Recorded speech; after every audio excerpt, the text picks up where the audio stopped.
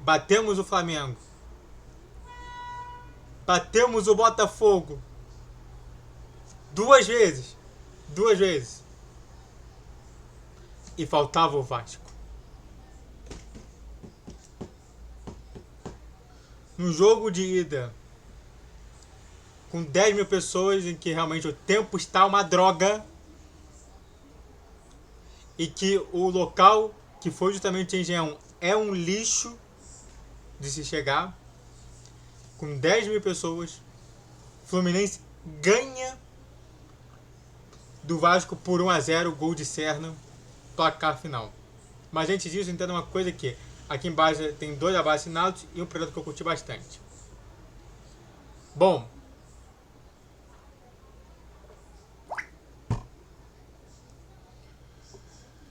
o que falar sobre, né?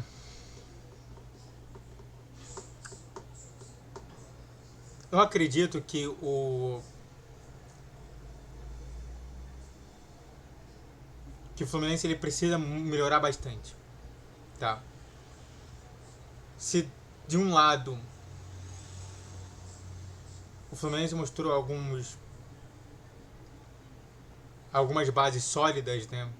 Antigamente com o Fernando Diniz, com o próprio Renato Gaúcho, o Mano Menezes, continuamente a gente tomava gol, ainda mais de cabeça. Esse jogo, que realmente não tem um jogador que realmente é especialista em cabeceada, o Fluminense não toma gol de cabeça e não passa sufoco para ir para outra semifinal contra o Vasco, em que agora a gente joga de dois resultados de 3. Se a gente empata ou ganha, é nosso. Se a gente perde, é dele. Se a gente perde, pode ser que seja pênalti. Isso que é interessante de se falar.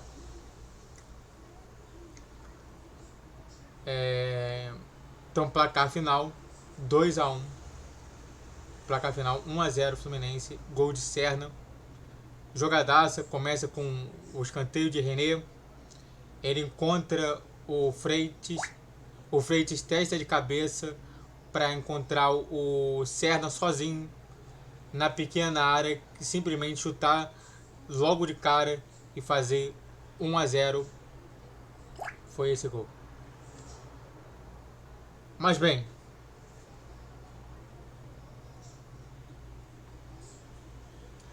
eu falo diversas vezes que eu não falo sobre arbitragem. E sobre essa arbitragem, ela ficou clara do porquê eu acho que você tem que ter muito mental para estar num clássico. Porque você realmente fazer algumas coisas ali que meio que não vale nada, de fato, não vale nada. Esses jogos assim pequenos não vale nada. Colocou o Jodiz do Nascimento, né? Jodiz Nascimento.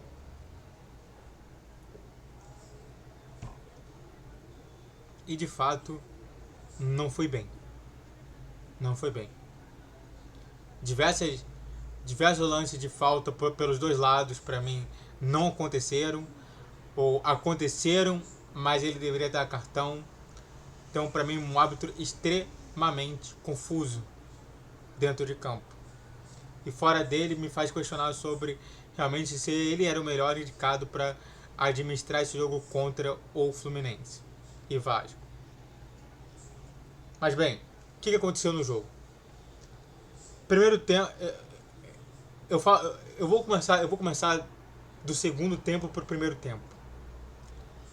O segundo tempo, ele realmente muda de figura depois da expulsão do Bernal. Em que eu falei para ele, meu pai, falei assim, eu vou indicar para você o que vai acontecer. Essa falta é a típica falta que o Acosta ele dá pro René, o René dá pro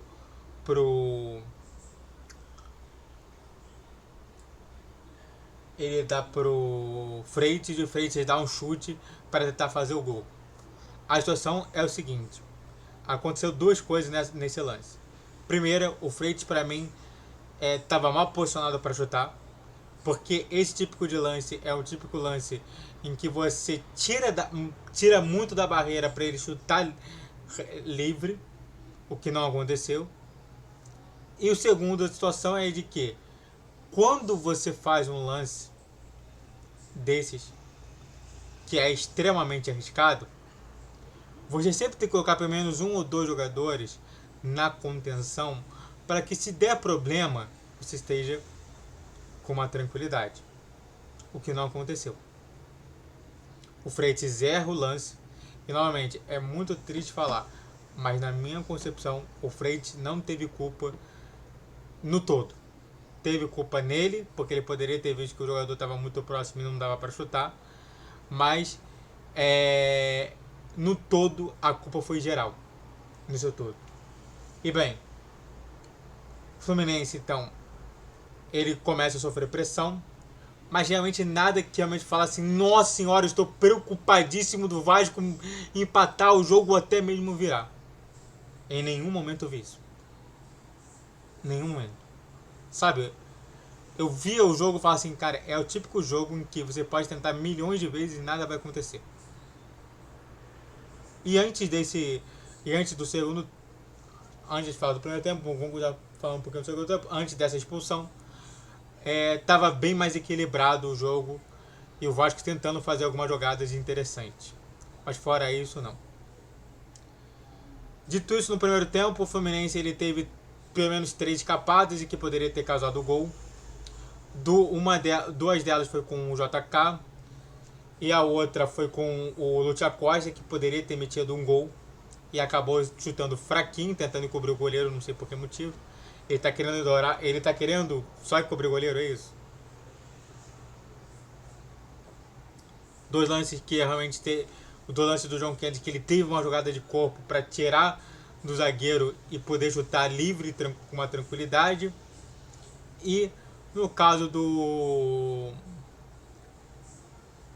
Lúcio Costa, em que ele sobra livrinho, tenta cobrir o goleiro, não sei por que motivo, ou eu acho que ele chuta mal, ele se posiciona mal e o centro do corpo dele faz com que ele tenha que fazer isso daí como a única oportunidade.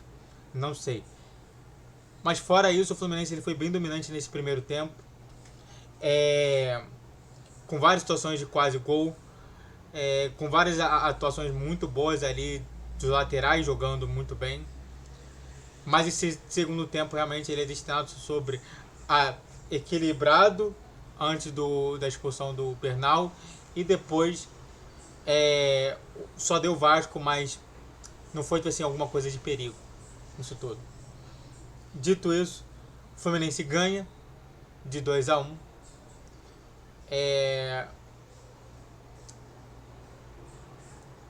A situação do árbitro, que eu quero falar um pouquinho, já que eu não gosto de falar, é que realmente o árbitro precisava ser mais treinado para isso.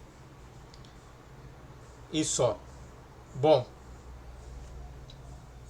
destaque positivo eu vou conceder pro René, porque clássico, uma coisa que a gente tem que ponderar num clássico é a mentalidade, e o René teve bastante. Jogador bagre, eu vou colocar o Canóbio. O Bernardo teve que fazer aquela falta para vermelho, então eu não posso culpabilizar ele, mas o Canóbio poderia ter sido melhor, não foi tão bem assim. Eu até poderia também colocar o Luiz Obeldia, mas também não vou colocar. E melhor do jogo do Vasco, na minha concepção, foi o Andrés. Andrew. Qual é o nome dele? Ponto do Vasco. Deixa eu aqui.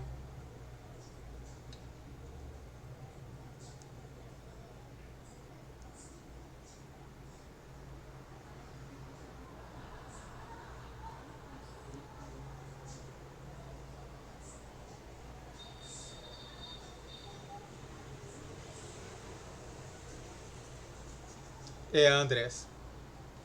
Jogou muito o garoto lateral, ponta. Alguns ponderamentos.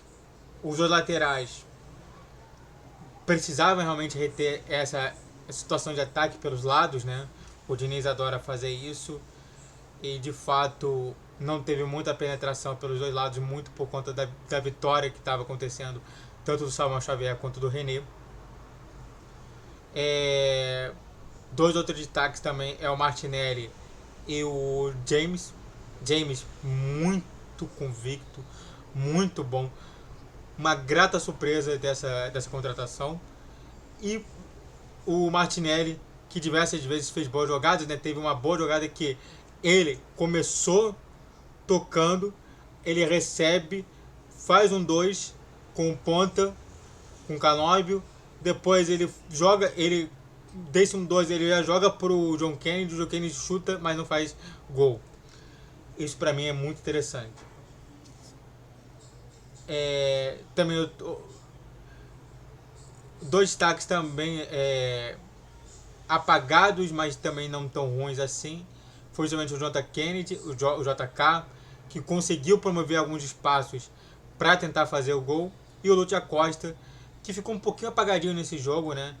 Mas quando participou muito bem das jogadas. Fábio também foi maravilhoso.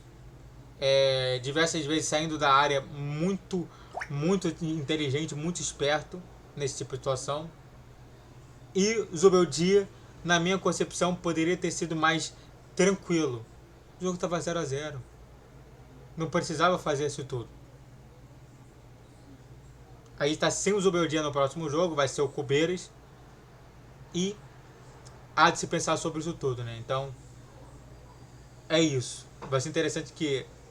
E só para finalizar, Diniz, desculpa te falar. Tchau. Se inscreva no canal, faça o triplo C que é curte, comente, compartilhe. Rede social da criação de vídeo, o teu dia 10, 12, 20 horas, pix a tela. Esse é o meu pode dar patrocínio. Saudações tricolores, até a próxima. Valeu, duques e duquesas tricolores. Até a próxima.